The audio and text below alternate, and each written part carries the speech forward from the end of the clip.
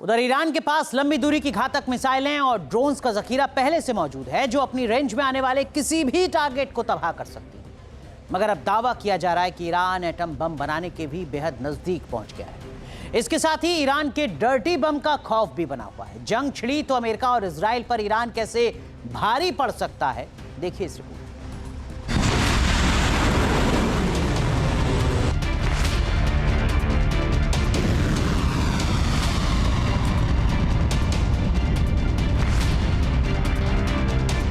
Iran लगा रहा है विध्वंसक हथियारों की रेस।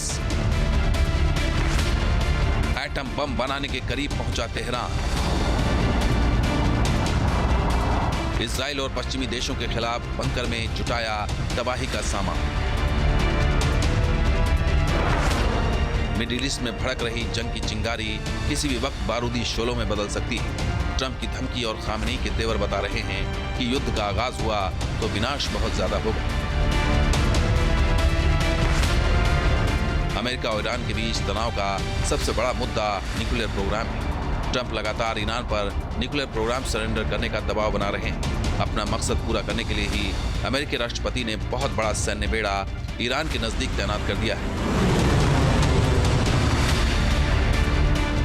इस दबाव के बीच ट्रंप के करीबी अफसर ने ऐसा खुलासा किया है जिससे वॉशिंगटन की टेंशन बढ़ गई है।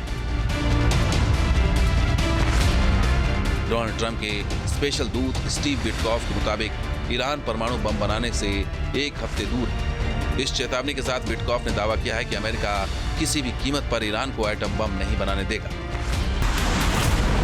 ईरान का न्यूक्लियर प्रोग्राम कई साल से चल रहा है। जून 2025 में अमेरिका ने बंकर बस्टर बम गिराकर परमाणु कार्यक्रम पूरी तरह से तबाह करने का दावा किया था, मगर महज 8 महीने में ही ईरान ने फिर से न्यूक्लियर साइट पर एक्टिविटी शुरू कर दी। इसलिए अमेरिका एक तरफ डील के लिए दबाव बना रहा है तो दूसरी तरफ जंग की तैयारी में जुटा है। इस तनाव के बीच ही ईरान के डर्टी बम को लेकर कई ऐसे खुलासे हुए हैं जो अमेरिका के साथ ही पूरी दुनिया की टेंशन बढ़ा रहे हैं। कैथरीन हैरिस नाम की एक पत्रकार ने दावा किया है कि 6 साल पहले ईरान ने अमेरिका के इराक वाले बेस पर जो हमला किया था उससे कई अमेरिकी सैनिक बाद में बुरी तरह प्रभावित हुए। खुद उनके शो पर कुछ सैनिकों ने आकर खुलासा भी किया कि उन्हें काफी परेशानी हुई। This month, Iran launched a ballistic missile attack against American forces in Iraq in retaliation for the assassination of a top Iranian general. No one was killed that day, but American service members suffered crippling traumatic brain injuries. And these military records obtained by our team suggest they were also exposed to toxic agents, including radiation. 3 जनवरी 2020 को अमेरिकी हमले में सुलेमानी की मौत हुई। एक हफ्ते के अंदर ही ईरान ने भी अमेरिका पर पलटवार कर दिया। ईरान ने 8 जनवरी 2020 को इराक में अमेरिकी बेस पर हमला किया।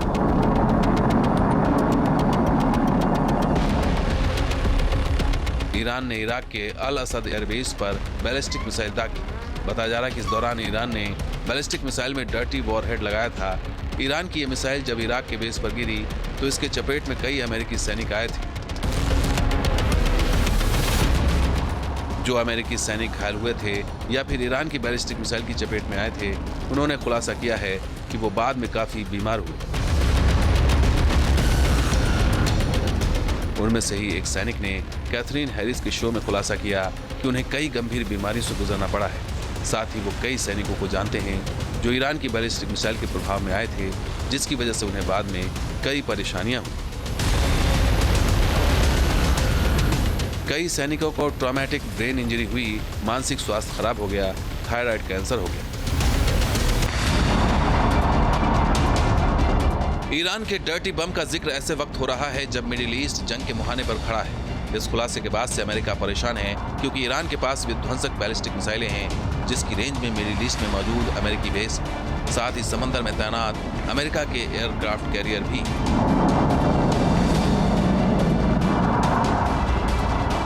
ऐसे में अमेरिका ने हमला किया तो ईरान भी पलटवार करेगा और उसने फिर से डर्टी बम का इस्तेमाल किया तो हालात बेहद विस्फोटक हो सकते हैं। Team news nation. आपके मोबाइल पर तुरंत आएगी ब्रेकिंग न्यूज। स्क्रीन पर सबसे पहले दिखेगी बड़ी खबर। देश दुनिया की हर खबर एक जगह। अब आपके मोबाइल पर तुरंत फटाफट इंस्टॉल कीजिए न्यूज नेशन ऐप और रखिए खुद को अपडेट।